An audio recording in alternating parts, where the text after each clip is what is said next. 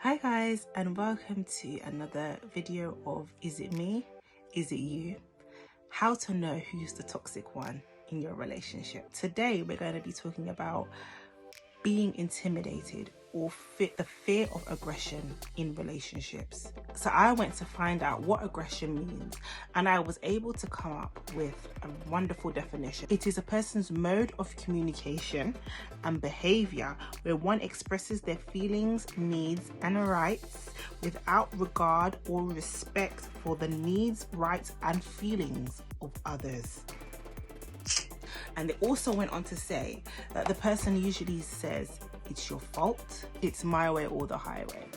And when I was reading this and hearing the definitions of what aggression is, it just reminded me of a few situations I had been with, especially with friends.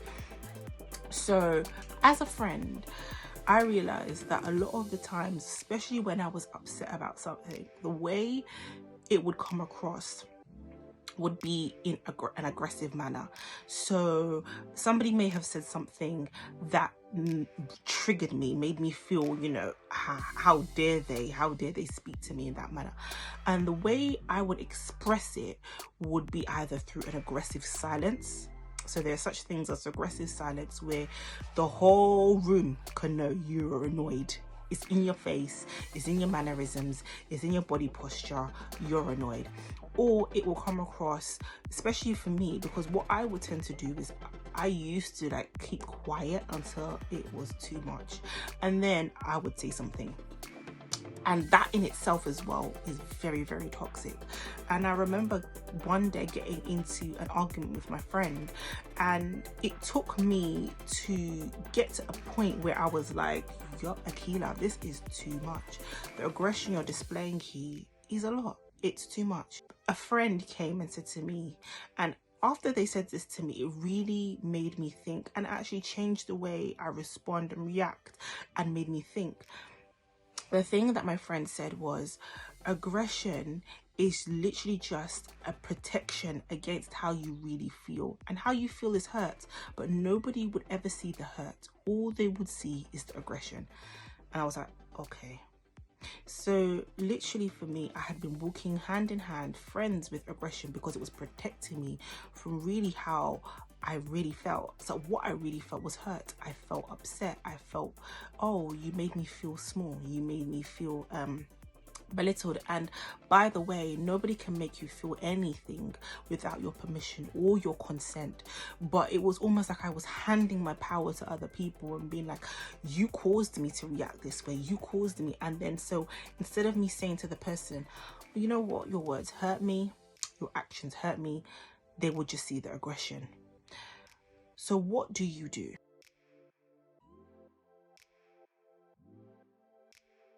My takeaway point number one would be speak to someone.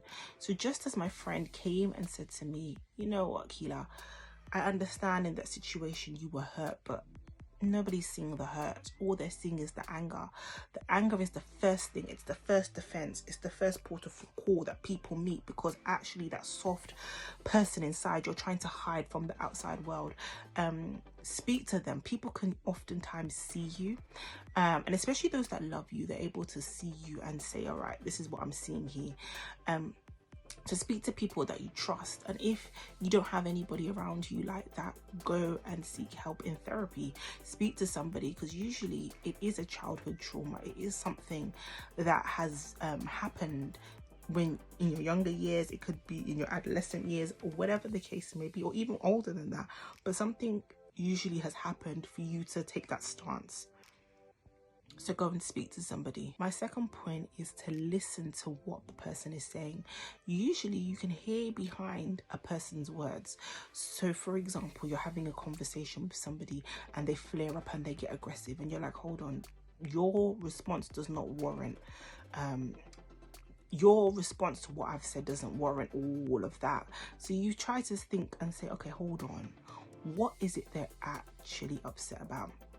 And usually when you're stepping back and you're able to assess that situation, you're able to see, okay, they're showing aggression because you took the last sweet or something, but that's not the reason why they're upset. The reason why they're upset is because maybe they feel like they're always chosen last.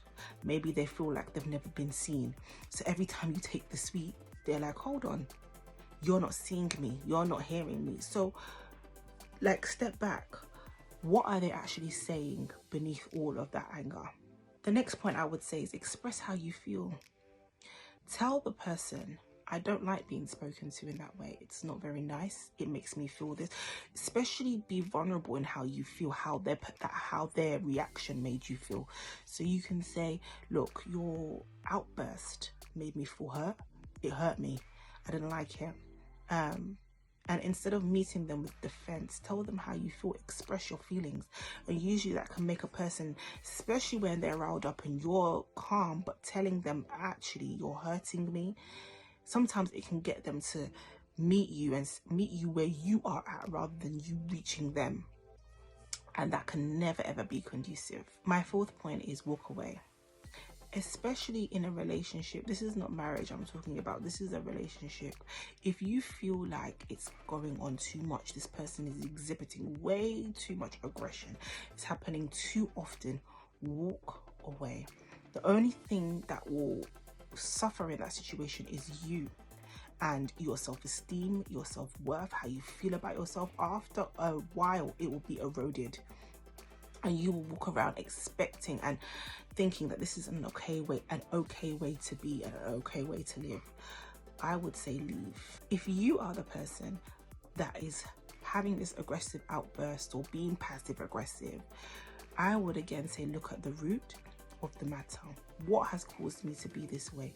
What situation in my life has caused me to always be on this defense mode where it's almost like I have to put that foot first so that the person doesn't affect me or see me or know that I'm hurt?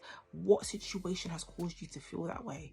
Examine that, look at that, forgive if you need to forgive, seek help also if you need to seek help, but do not stay where you are. Just know that there's always a way out of situations.